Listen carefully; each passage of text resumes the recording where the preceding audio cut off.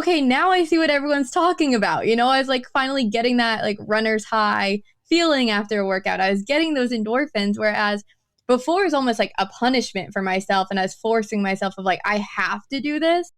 Hey, you could be larger than life, bigger than the world, living out the hopes and dreams of every boy and every... What is happening, everybody? Larry Roberts here, bringing you another awesome episode. And today is going to be another big win for each and every one of us that have the opportunity to hear our guest's message, because I think she's got something great that she's going to be sharing with us.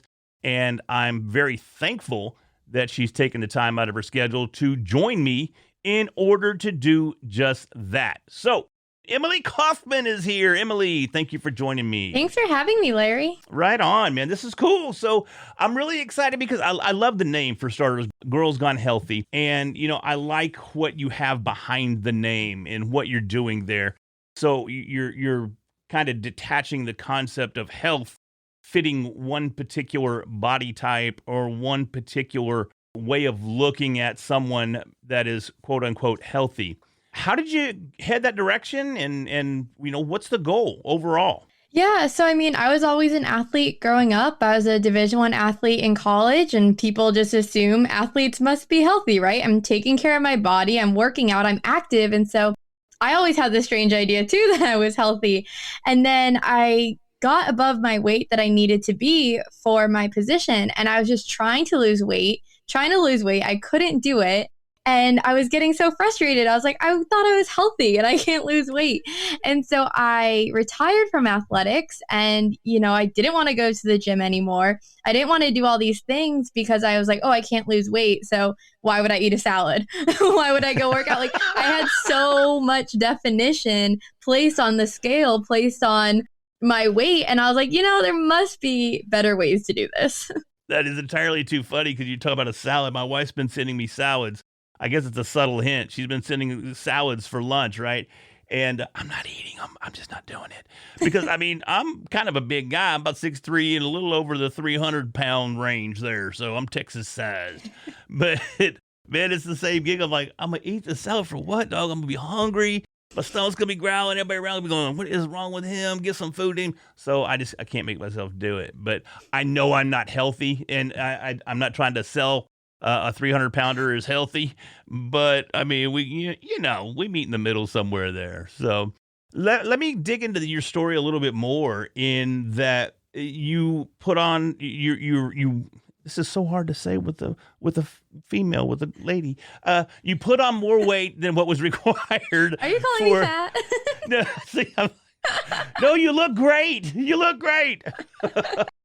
But you and then you found yourself in a position to where, let me ask you this, because we're going to find out more about it anyhow. Did it have to do with the sport that you were playing as well? Is there a certain range there? Because you were a coxswain, is that what it's called? A coxswain, yes. Coxswain, yeah. In a rowing team or on a rowing team. How do you even get into rowing? That's something that I've always wanted to know, because my school didn't have big, long boats for us to go rowing down the, Mississippi or whatever it is, wherever you ride it. Yeah. So I'm really short. I'm 5 foot, really small. And so that doesn't make me good for a lot of sports.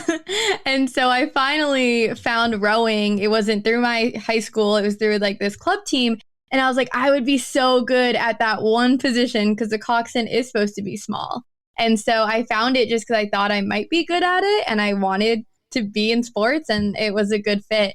But yeah, as you were saying, the coxswain does have the requirements. I had to be 110 pounds for all races. You get weighed in. So that was, that weight that I was looking for. It wasn't something that I put on myself, but it was something that it was like, this position requires it. That's really interesting, but it makes sense when you're thinking of a particular team and you're trying to achieve a certain speed. I'm sure there's standards there for the team to meet.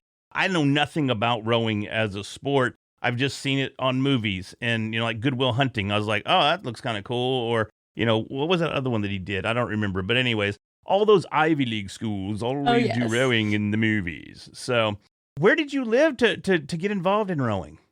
I grew up in Boston, so, you got Harvard right there. So that's where you see all the rowing from. I hit the nail on the head with the Ivy League school, boy. I freaking knew it. I knew it. Oh, so no, it's cool. Do you have to reach a certain proficiency in that position that you were in? Or what exactly does that position do? Yeah, so I sit at the back of the boat and I don't have an oar, so I'm not rowing at all, but I'm more coaching from there. So I have a Okay. microphone, I'm coaching, I'm leading, I'm also steering.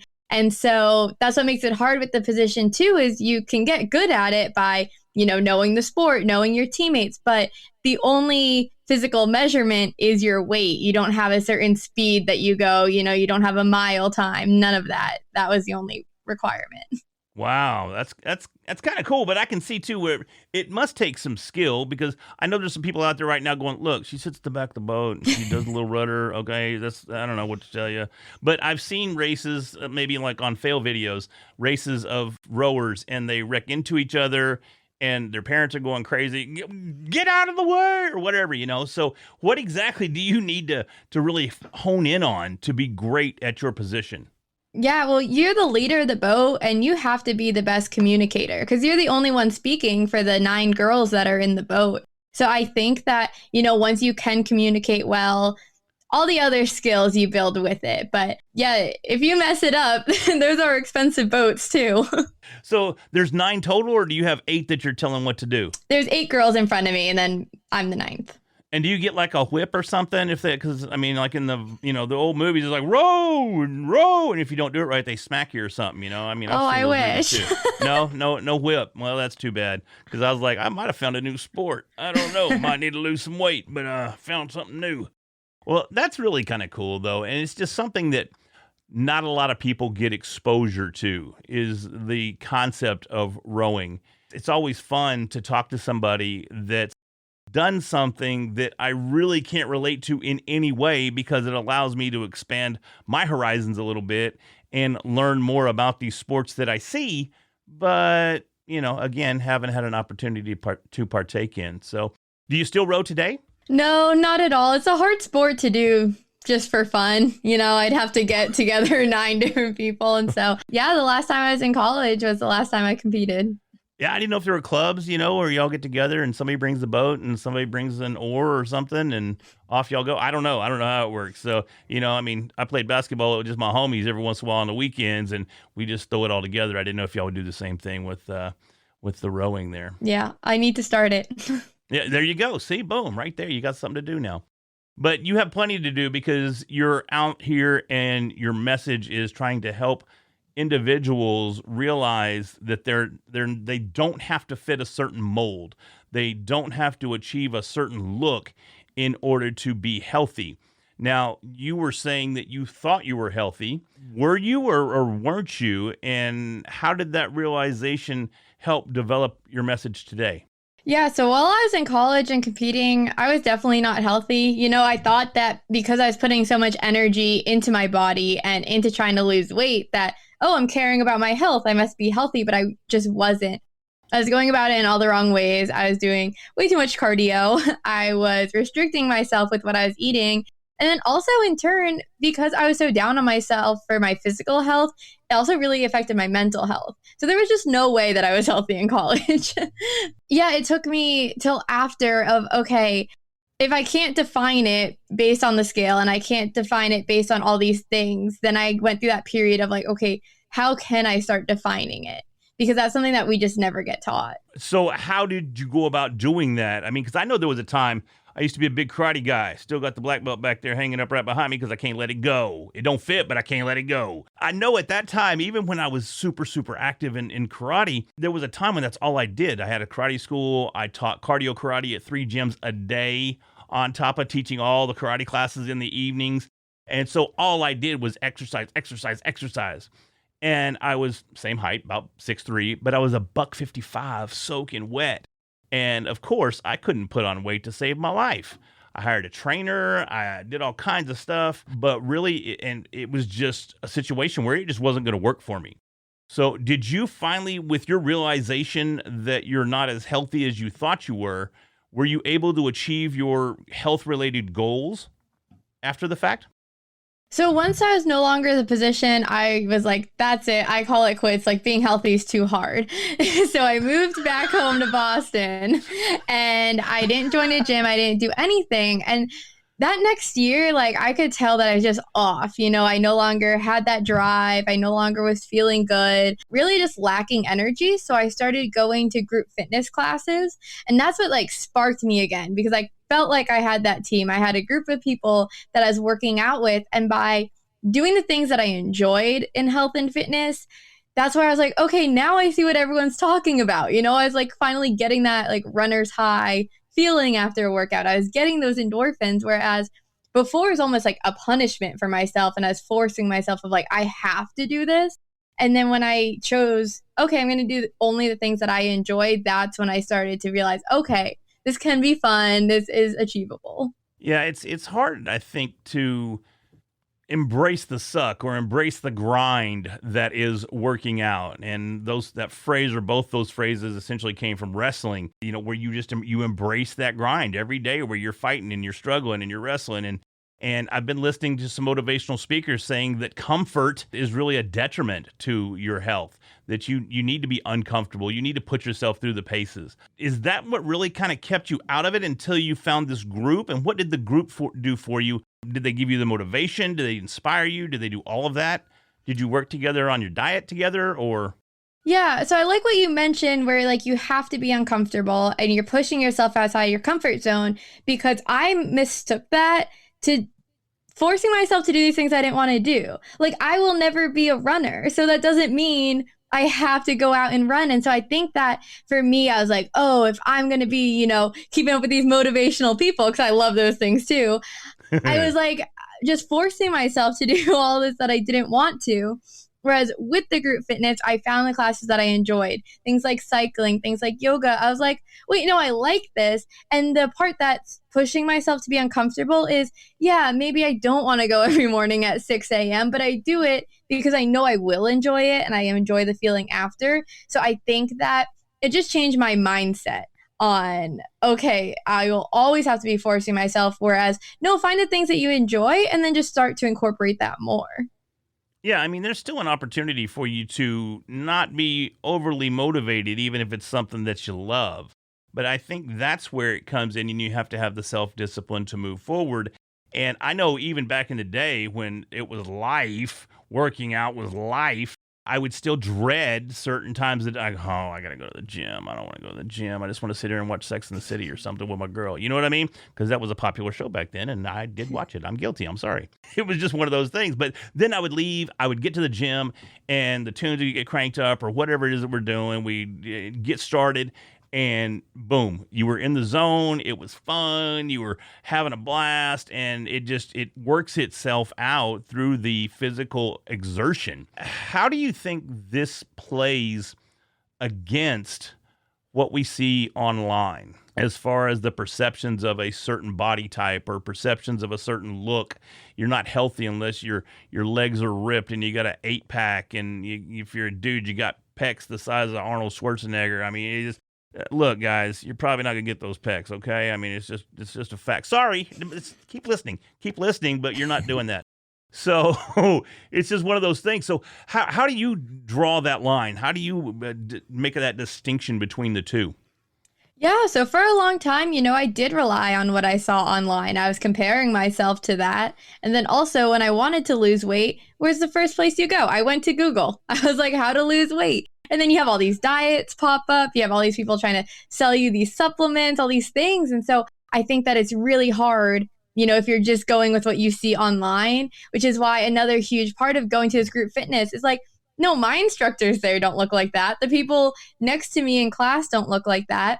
And I think that what's important too about seeing, these people with the big muscles, things like that, is that when you look at someone, you don't know what they're doing with their habits. And usually health is in the habits. And so, me looking at you, I can't tell what you eat. I can't tell what you do, And so you can't just assume like, okay, I'm going to eat this and look like that. It works differently for everyone. I know you're not looking at him going, he's a vegan. That's exactly what he is. I can tell. Getting huge off those celery stalks.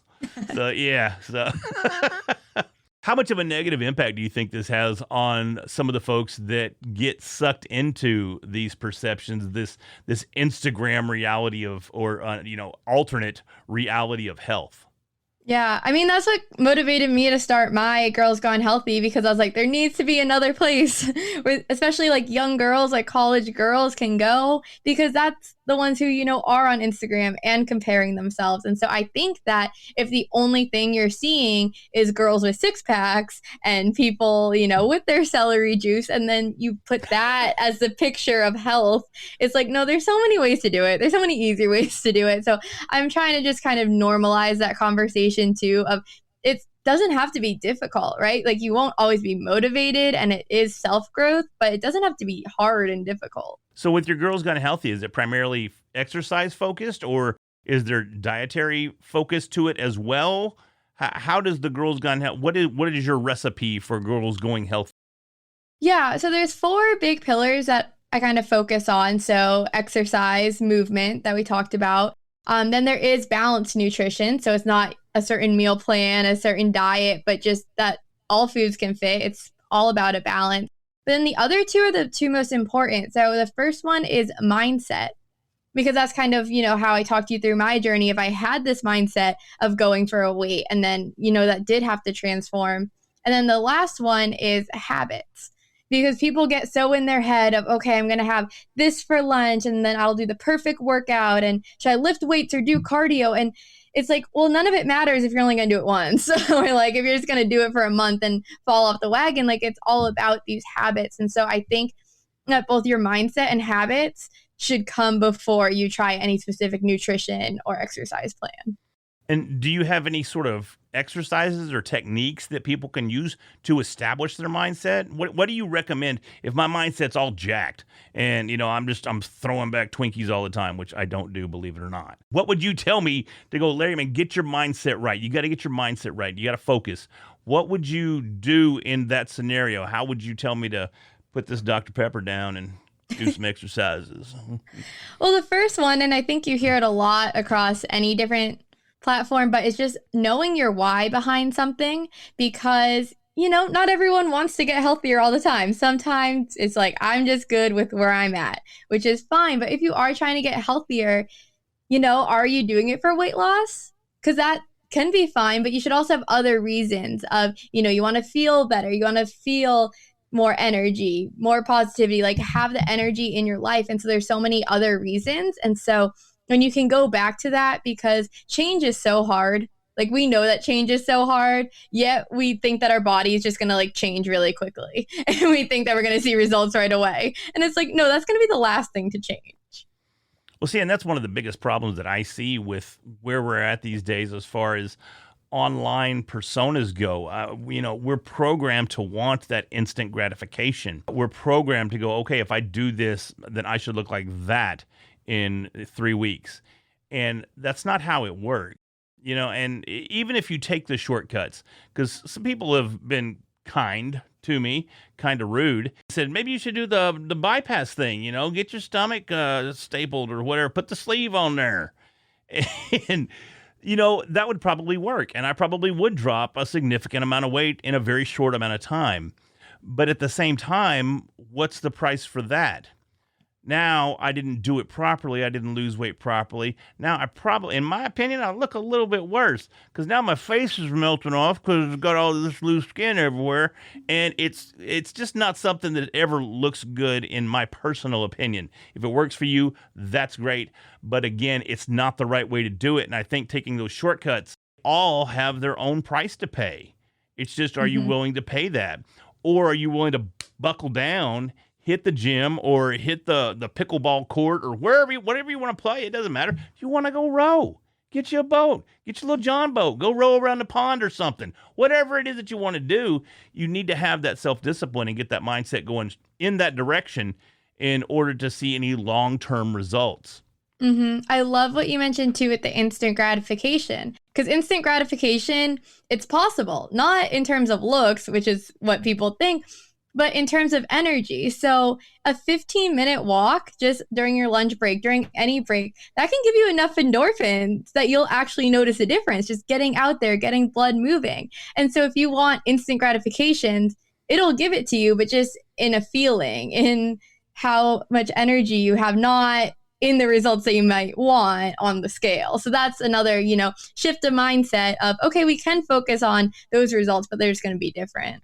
See, and I dig that because I think that if people could register these small wins along their way to health mastery, then they would be more apt to get on that pathway. I think around getting healthy, it's all revolves around pain and discomfort and this and that. But we never hear discussions of short term, not necessarily even goals, just short term instant type gratification along the way. And the way you framed that there with getting gratification just because of firing off some endorphins, which you definitely will if you get out and move a little bit, I don't think people take that into consideration. So I really dig that perspective that you've got there. For like midterm or midway type goals, do you see people extending their workout times or incorporating other exercises or incorporating other dietary changes along the way? And is there an end? Is there a goal? Is there a finish line to getting healthy? So the finish line is definitely different for everyone. But for me, my finish line is what I kind of call like my health on autopilot. So I'm not actively spending so much time worried about it, right? Like I know what workouts I like to do. I'm going to do them 3 to 4 times a week. I'll be active on the weekends, like these things that just make me happy and come more natural. Like, yeah, some days will be harder than others, but if I know how to fuel myself to feel good and properly for my workouts, then I don't want to be stressing about it. Because I think that's where you start at the beginning is you feel like everything's so hard and you have to force yourself to do everything and that they're big changes. And so my goal at the end is that it's just all kind of automatic, just on autopilot. And then your other question that you had was, what does that in between look like? And that in between looks like, maybe you found a group fitness activity that got you in the gym, right? It got you motivated at the start to sign up for a class. You keep going. Well, then kind of branch out from there, right? Because you can have a cardio class that you really like. And it's like, okay, how can you maybe work on flexibility, mobility, maybe start adding in weights, just kind of seeing what feels good. And so that's kind of the in between of experimenting until you get to that end place of wherever you want to be. And it's always changing. Yeah, most definitely, because we as individuals, our goals change over time.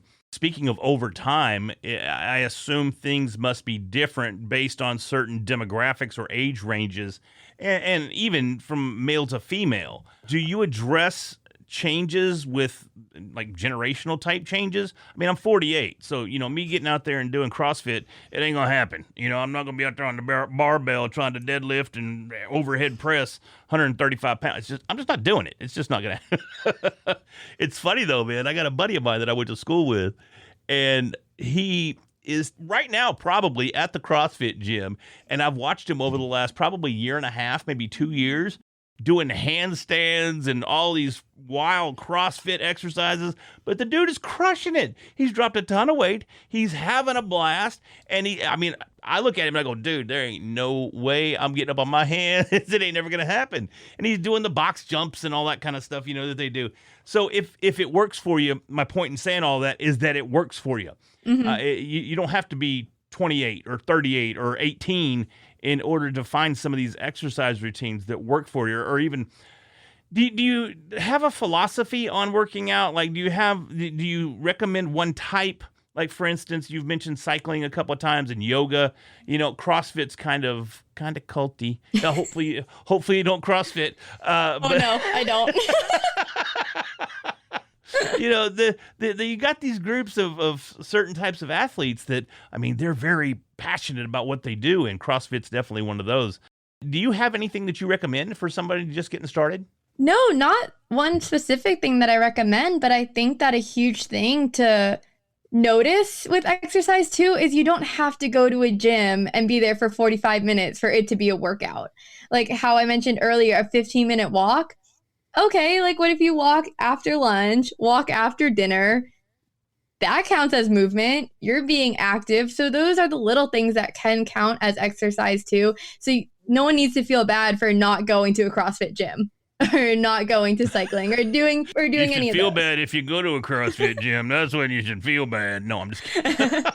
But yeah, there's no superior exercise. And I think that for beginners, there's a lot of overwhelming information of, is cardio good or bad? Strength training good, bad, hit, and they're comparing them. And it's like, find the one that you like and then you'll keep going. Like, you couldn't Right. force me in the CrossFit one, but your friend goes all the time. And so that's going to work perfect for him.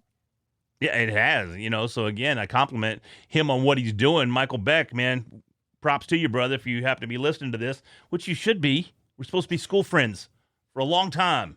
So anyways, no. What do you consider like a big win for you in all of this? You got frustrated on the rowing due to circumstances. You eventually found your way into a scenario that you really, really enjoy.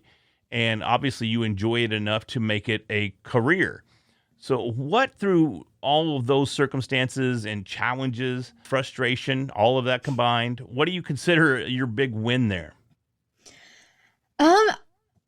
That's a hard question, because almost my know. biggest win isn't when I figured it out, but because I feel like, okay, I figured it out with quotes, as in, I feel like it's come more naturally for me now. And then I started sharing my journey, and all of these old teammates of mine were reaching out, and they're like, wait, I need help with this. They're like, I'm still trying to work out 4 hours a day, because that's what I did when I was an athlete. And no one told me that was unhealthy. And then, I had all these other people just bringing in these very valid questions that you wouldn't think people struggle with, because once again, online, you don't see those issues of, I know I should go to the gym, but I don't. You just see the people that are like, I'm here every single day.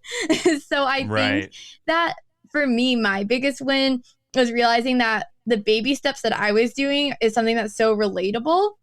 But then also just now that I have a balance in my life, because it's a balance between my nutrition, my physical health, my mental health, emotional, right? And so when you're prioritizing too much on your physical, you can let the other one slack. And so I think that now for me, the win is that I know how to keep it better balanced. There's always tougher days, but I know that I should incorporate all of it and not focus on one to call myself healthy. No, and I really dig that, because so many times we do get caught up, and we see so many people getting caught up in one with their focus on one thing. And if you do focus, like for instance, take a bodybuilder, for example. I used to hang out with a bunch of bodybuilders. Being a $155 and 6'3", I didn't exactly fit in, but there's a picture of me and some of my fight buddies, and they're all standing there in their fight shorts with no shirts. And then here's Lair on the end with his shirt on. So, it's just the way it was. I mean, that's just it. But, if I focused hardcore on just lifting weights, then what am I going to feel emotionally, Or if I focus real hard on cardio and I ignore my diet, am I going to be dropping off there? Am I going to go maybe even on the extreme end, bulimic, because I'm not going to eat right in order to achieve that size goal that I have? So I think you're spot on right there with the whole concept of balance. And I like that you said that. And I think a lot of people need to hear that. And because of that, where all do you share your message, and how do you get it out to the masses? Yeah, so my Girls Gone Healthy podcast is where I mostly share the information. And then also, I do have courses where I help people. It's called Health You Enjoy. So basically everything we're talking about here of making it a process you enjoy, talking about that. So yeah, that's where I mostly try to share my message. No, that's great, man. A podcast is a great way to get your message out, right, folks? So we all love podcasting here. This is great, man. But that's really cool. I really commend you on what you're doing, instead of letting something that didn't quite go the way you wanted to get you down and hold you back. You took it, you embraced it, and you turned it into a business, and you turned it into a message. And it's a message of hope for so many people that do get out there and see all these Instagram models and all these Facebook stuff and give in or try to give in to that peer pressure to meet a certain standard. That who set that standard anyways? Yeah, no, it's definitely been getting, more extreme, especially on social media, especially in the news. And so, it's hard to kind of, my point of view is I'm trying to bring everything to the middle of okay, it can be easy. So then, you have the people reaching out and they're like, oh, what's the Girls Gone Healthy meal plan? what's your exercise plan? I was like, oh no, it's whatever you want. And they're like, mind blown. They're like, I don't know what this means. Right, right. No, I love it. That's a great take, and you're trying to counter the culture of tons of plastic surgery to look a certain way. I mean, look at a Kardashian. I don't know which one it is, the little one there. She don't even look the same that she did when she was born. It's like a totally different person. She's had so much work done. And people sit back and they look at that and they go, okay, well, she did this. This is how I can get healthy. And I think there's some flaws there in a couple of different respects in the mental aspect of it, because I don't think you can be that emotionally happy or satisfied if you're going under the knife all the time to look a certain way. That's just my personal opinion. And then, of course, physically, are you healthy? Are your vitals in good shape? Are your levels in check? I mean, is everything working out for you there? I think somebody like you is exactly people need to hear, and I appreciate what you're doing. Yeah, thank you so much. Well, Emily, your show, once again, your podcast is called Girls Gone Healthy, right? Yep, Girls Gone Healthy. Where can people find that, and what's your website and all that fun stuff? Yep, so Girls Gone Healthy, available probably wherever you're listening to this podcast, any podcast streaming site. And then find me on Instagram. It's at Girls Gone Healthy Podcast. That's where I love to talk one-on-one. So come reach out, come say hi. Thank you so much for having me on. Oh, it was a blast. I really appreciate your time, and I can't wait to let everybody hear this episode. So, Emily, thank you so much. Thanks. Bye-bye.